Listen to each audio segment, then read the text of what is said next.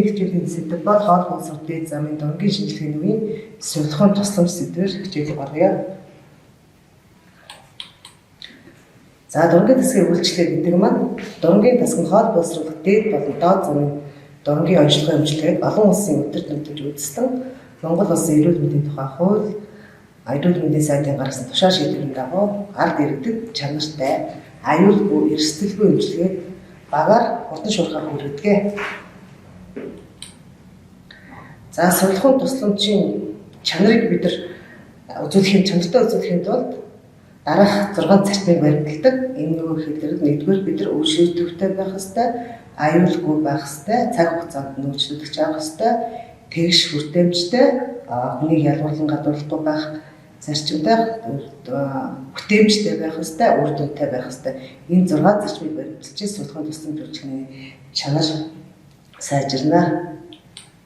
За дөрөнгийн сувилагчийн үүрэг онолцоо юу гэдэг юм бэ гэхээр шинжилгээгчийн бэлтгэлийн өрөөнд ямар ажил гүйцэтгэх вэ гэхээр цагийн хойрын дагуу, дарааллын дагуу хүлээн аваад ирэмблэн ангилна. Яаралтай тохиолдолд дараалал харилцахгүй хүлээн авч үйлчлүүлэгчид ойлгуулсан байх ёстой. Мэдээлэлтэй танилцсан. Энэ юу гэхээр регистрийн дугаар таарч гинүү, ID код нь таарч гинүү, ог нэр нь таарч гинүү гэд үйлчлүүлэгчийг танин тодорхойлох журмын дагуу оруулна. Мөн дараагийн дугаарт нь таниулсан зөвшөөрлийн хуудсыг гарын үсэг зурулна. За дараагийн дугаарт нь болохоор хөөс дарж болгоно. Энэ ямар ч бүтээгдэхүүн дөрөнгийн шинжилгээний үед чанартай тусламж үзүүлэхийн тулд хэрэгэлдэг эмийн бодисыг болгоно. Мөн эмийн эрс сэрэмжлүүлэх үнэлгээхийн энэ юу юм гэхээр аливаа өвчин эрсдлээс сэргийлэх бүтэд заавал эрс сэрэмжлүүлэх үнэлгээ хийж хүний үндэснийхээ дагуу үйлчлүүлэгчээ оруулна. Эрс сэрэмжлүүлэх үнэлгээг өвчтөн хүлээн авахдаа хийж шинжилгээний хацад хийн сэрээ хөрөөдийн эмнэлгээс гарах үед нь заавал хийж хүнээ үнэлнэ. За зөвшөөрлийн хуудсыг маань зөвшөөрлийн хуудсан дээр бид нар гарын үсэг зурж заавал баталгаажуулсныхаа дараа шинжилгээний өрөөнд хүнээ оруулна. За эрс сэрэмжлүүлэх үнэлгээ гэдэг маань яагаад тэгээд байгаа гэхээр бид нар хүнээ заавал үнэлж ирж ямарваа нэгэн эрсдлээс сэргийлэхийн тулд үйлчлүүлэгч хүн бүрт энэ эрс сэрэмжлүүлэх үнэлгээг хийнэ.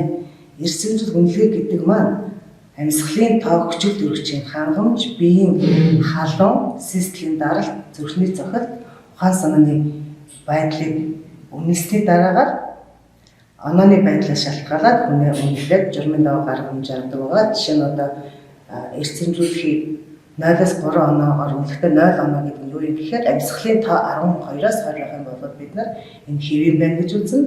Хүчил төрөгчийн хангамж 96-аас дээш байх юм бол бид нар хүчил төрийн хангамж тэг оноо, биеийн халуун 36.1-ээс 38 байх юм бол тэг оноо, систлийн даралт 111-ээс 219 байх юм бол хэвийн зүрхний цохилтын тоо 51-ээс 90 байх тохиолдолд хэвийн буюу тэг оноо гэж тавина. Амьсгалын тоо хэрвээ 8-аас доош байх юм бол 3 оноо, 9-аас 11 байх юм бол 1 оноо, амьсгал бүр олшроод 21-ээс 24 байх юм бол 2 оноог нь 25-аас дээш тохиолдолд 3 оноог нь. Хүчил төрөгчийн хангамжийн хувьд 91-ээс доош байх юм бол бид нар 3 оноог нь, 92-аас 93 байх юм бол 2 оноо, 94-ээс 95 байх юм бол 1 оноо. Биеийн халуун 35-аас доош байх юм бол 3 оноо, 35.1-ээс 36 байх юм бол 1 оноо.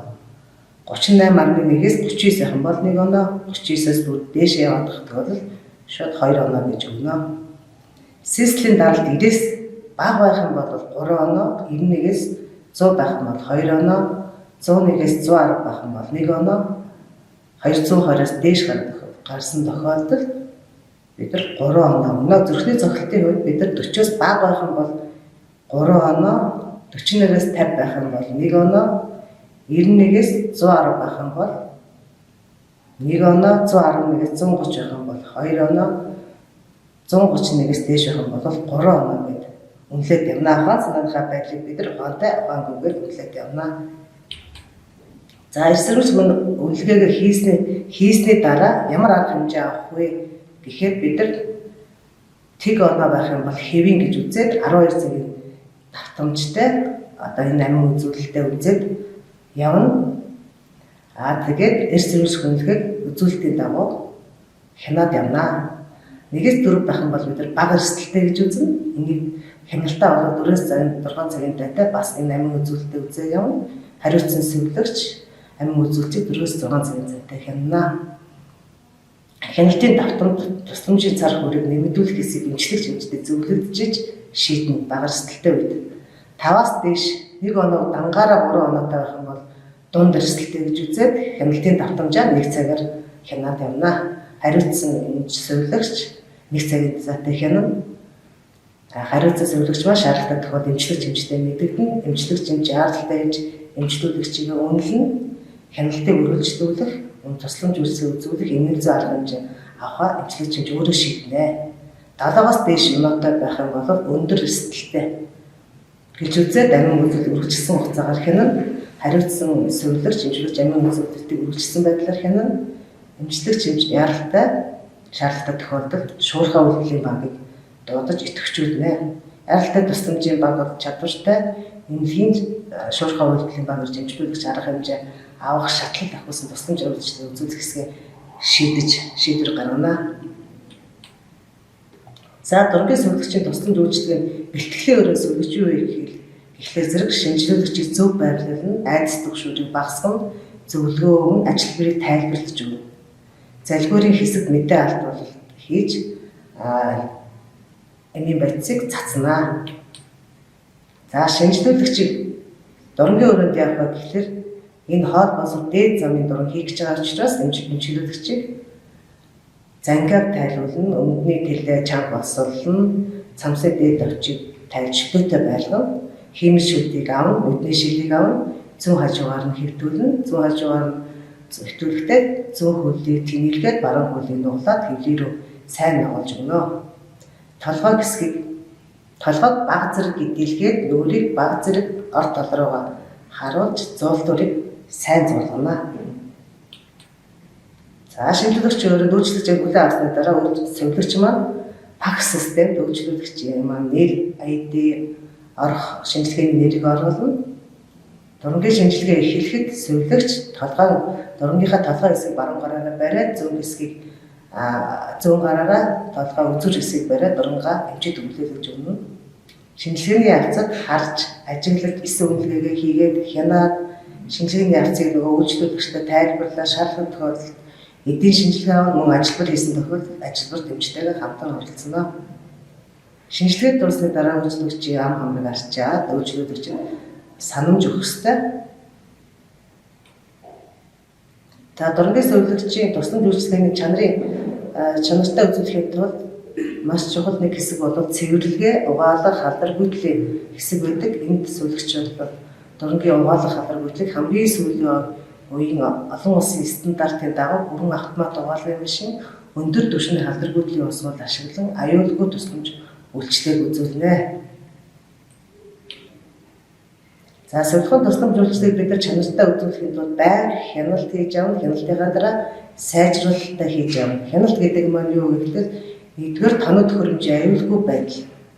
Тоног төхөөрөмжтэй үйлчлүүлэгчтэй зөв холбох, жишээ нь өвчтөний монитор байж болно те. Тоног төхөөрөмжийн бүрэн байдал аюул байлган маш сайн зааварчилгаагаа байрна. Мөн түгээмэл үйлдлийн стандартаа барьж ажиллана. Стандартын дагуу тусламж үйлчлэгийг үзүүлнэ.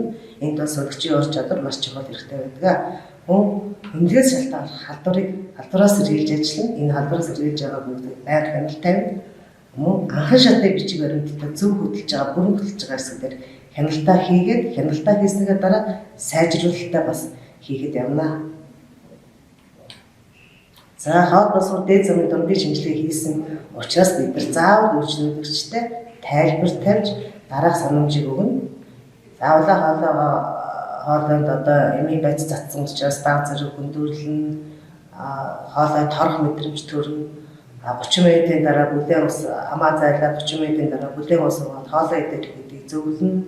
Эдийн шинжилгээ авсан байх юм бол 2 цаг юм идэхгүй байж агаад 2 цагийн дараа эдээрээ тэр өдөр арх уухгүй шүү, өөхтөс байш арсан бол хоол идэхгүй шүү гэх энэ байнга зөвлөгөө санамжийг өгнө.